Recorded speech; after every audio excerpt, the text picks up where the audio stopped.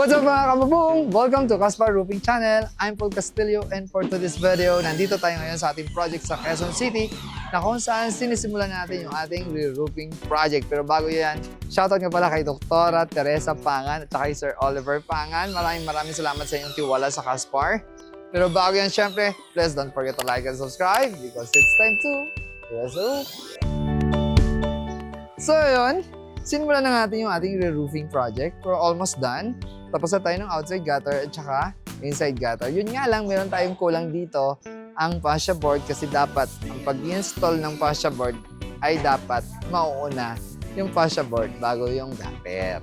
So, tatandaan nyo lagi yan. Sa tuwing magkakabit tayo ng bubong, lagi natin unahin yung fascia board bago yung outside gutter para hindi mahihirapan tayo mismo ng mga workers. So, meron tayong allowance na at least mga 3/4. So, sakto po yun sa ating fascia board.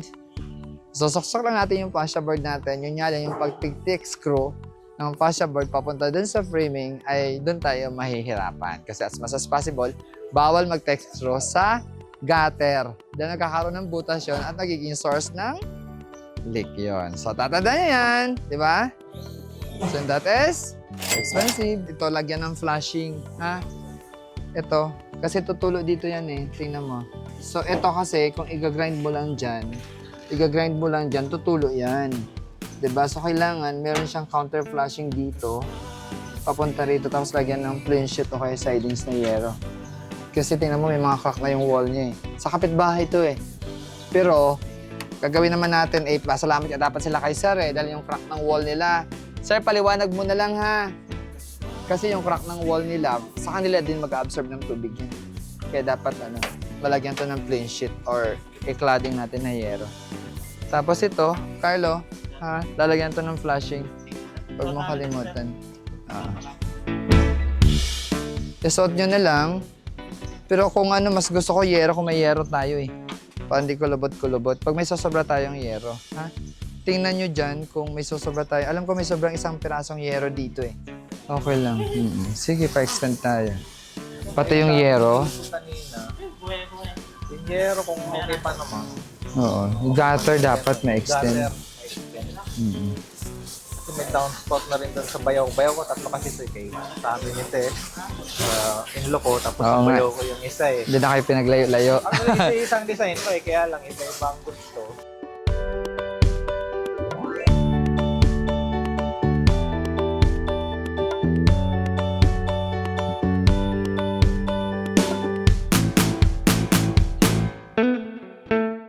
So, yun. At saka, by the way, papansin ko lang dito sa part na to, yung sa kapitbahay, sa neighbor nila. In-explain ko naman na kanina, di ba? Nakuha mo na kanina. So, yun. Kung maglalagay tayo ng inside gutter dito, eto, nakapatong. Nakapatong yan. Pero, hindi enough yan para sa sealant para makontrol niya yung pagpasok ng tubig. Ang pinaka-the best dyan, lalo may kapitbahay tayo na mas mataas yung kapitbahay natin. Kailangan maglalagay tayo dito ng counter flashing, kagaya ng drawing ko kanina. So, aside from inside gutter, maglalagay tayo ng counter flashing. And then, lalagyan natin ito ng plain sheet or cladding na yero. So, tatandaan nyo yan. Kasi, kung mapapansin nyo, existing wall niya, may mga crack na. So, possible nag-absorb din ng tubig yun dun sa kanila. So, pinaka-the best dyan, lalagyan natin ito ng cladding. And then, cladding or plain sheet para may iwasan yung pagpasok ng tubig sa bahay nito at saka sa bahay ng katabi niya. Kasi dapat meron niyang building gap. Dapat may gap talaga yan. So, siya, tingin ko, kinain niya lahat ng pader. So, dinikit niya, nakarikit-dikit din to. Pero yun yung pinaka-solution dyan. So, kung medyo mahigpit yung ngayon yung kapitbahay, syempre, kausapin nyo yan dahil yung pinaka-importante sa lahat. Dahil hindi lang po kayo makakapag-benefit nun, pati yung kapitbahay nyo ay makapag-benefit din, di ba? May mga crack, oh. So, pag pumasok yung tubig dyan, mag-absorb yan sa mga crack ng semento. Ang dami ng crack. So, mas maganda nga yun, pati yung pader nila, maproteksyonan kasi pag nilagyan ng plain sheet yan, maiwasan na yung pag-crack-crack ng kanyang pader. So, rest assured, kung hindi mo lalagyan ng plain sheet yan, pag nag-waterproof siya, makikiusap din siya sa'yo sa kapitbahay mo na kung pwede dumaan para mag-waterproof kasi madadamay din yung bubong mo. Diba? So, kailangan win-win solution lang yan dahil magkapitbahay naman kayo. Diba?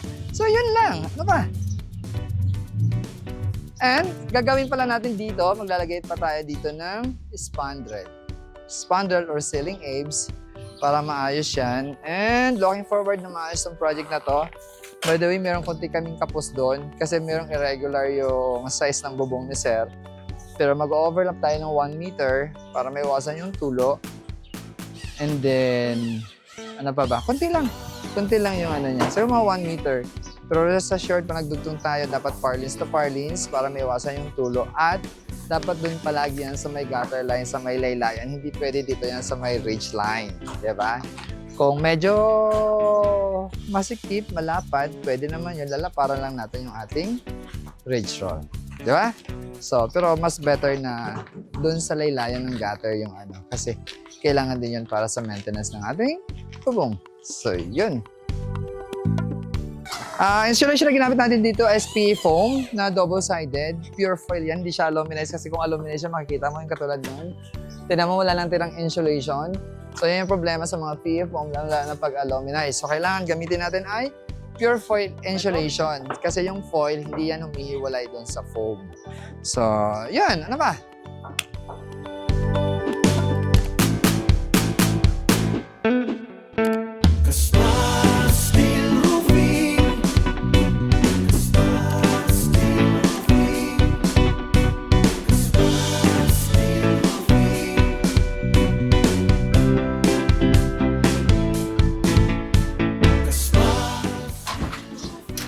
Ito, secure nyo to dito mabuti, Carlo, ha? Dito tutulo yan. Itong part na to, tutulo dito yan. Lagyan nyo to dito ng flashing, ha? Hanggang taas yan. Lagyan nyo to ng flashing dito. Pag naglagay ka ng sidings, ng plain sheet, dapat hanggang dito, tapos takpan nyo sa taas. Tingnan yung mga possible na kung saan yung hindi papasokan ng tubig. Oh, ito.